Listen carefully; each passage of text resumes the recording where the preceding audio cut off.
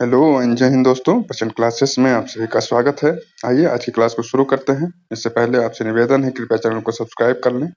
भारत और भूटान की सीमा पर पहली एकीकृत चेकपोस्ट दर्रांगा का असम में हुआ उद्घाटन। रूस ने जिम्बाब्वे के दूसरे पृथ्वी अवलोकन उपग्रह जिमसैट-2 का किया सफल प्रक्षेपण। क्यूएस एशिया रैंकिंग 2025 में आईआईटी दिल्ली को भारतीय संस्थानों में मिला शीर्ष स्थान।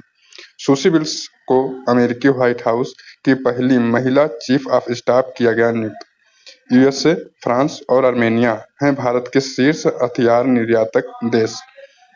सीडीएस जनरल अनिल चौहान ने नई दिल्ली में दूसरे भारतीय सैन्य विरासत महोत्सव का किया उद्घाटन। एडेलगिवहुरून इंडिया फिलैंथ्रोपी लिस्ट 2024 में शिव नाडर को मिला शीर्ष स्थान। अनिल प्रधान को रोहिणी नैयर पुरस्कार से किया गया सम्मानित। वंचित कारीगरों के उत्पादों को बढ़ावा देने के लिए ट्यूलिप ब्रांड किया गया लॉन्च।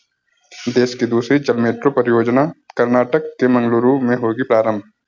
अर्जुन एरिगैसी ने हासिल किया फिडे विश्व शतरंज रैंकिंग में दूसरा स्थान। आइए दोस्तों, इसका विश्लेषण देखते हैं।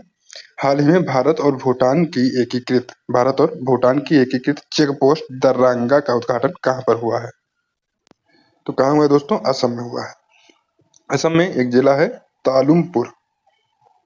तो ये तालुमपुर जिला में हुआ है, असम में पड़ता है। यहाँ पे जो असम के इस समय गवर्नर हैं, उनका नाम है लक्ष्मण प्रसाद आचार्य।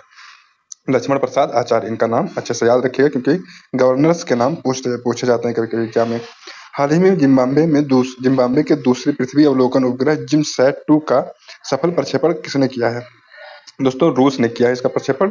नाम क्या है उपग्रह का? जिमसैट-2। लॉन्च व्हीकल का क्या नाम है? जो व्हीकल जिससे लॉन्च किया गया उसका नाम है सोयूज 2.1। सोयूज रॉकेट से इसने इसको लॉन्च किया है। ये पृथ्वी अवलोकन उपग्रह है जो कि कृषि, पर्यावरण और प्राकृतिक आपदा के रूप में जो है अवलोकन करेगा।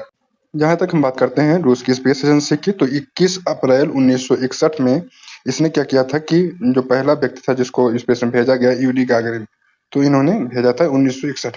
अब सोचिए, तब तक हमारे यहाँ पे जो है इसरो की स्थापना भी नहीं हो पाई थी, है ना।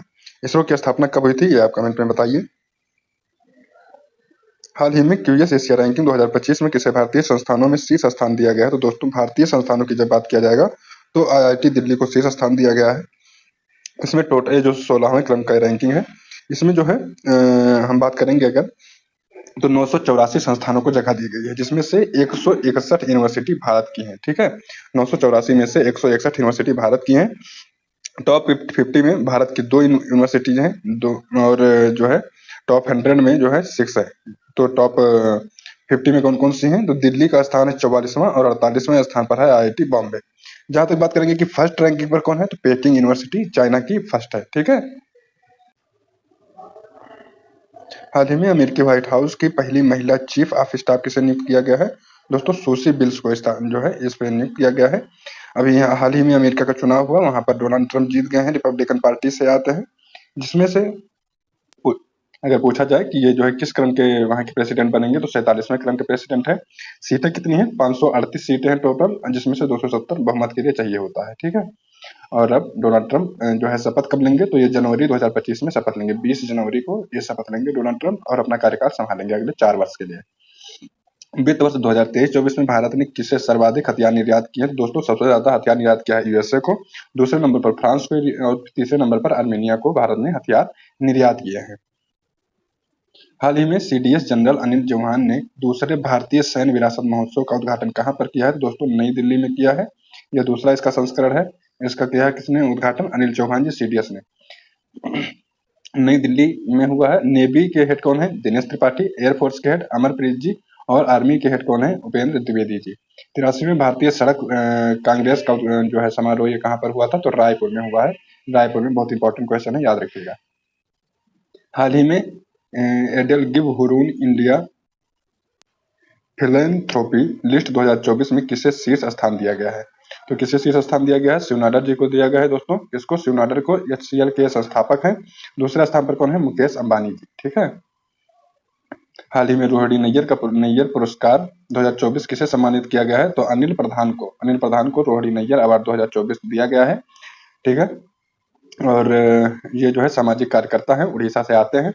मतलब उड़ीसा के हैं और सामाजिक कार्यकर्ता हैं। ग्रामीण विकास के क्षेत्र में इनको जो है ये अवार्ड दिया गया है सामाजिक कार्यकर्ता के रूप में। हाल ही में वंचित कारीगरों के उत्पादों को बढ़ावा देने के लिए ट्यूलिप ब्रांड किसने लॉन्च किया है?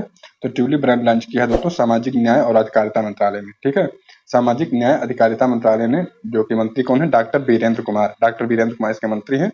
उन्होंने जो है ट्यूलिप ब्रांड लॉन्च किया है। ये इसमें क्या है कि वंचित कारीगरों को उत्पादों को बेचने के लिए इसमें बाजार मुहैया कराया जाएगा, प्लेटफॉर्म मुहैया कराया जाएगा। देश की दूसरी जल मेट्रो परियोजना कहाँ प्रारंभ हो रही है दोस्तों? तो बेंगलुरु कर्नाटक में। पहली कहाँ हुई थी? कोच्चि केरल में। ठीक है, दूसरी कहाँ पर हो रही है? बेंगलुरु कर्नाटक में। कहाँ से कहाँ तक चलेगी? तो बाजल से मारपुर तक। ठीक है, यह 30 किलोमीटर का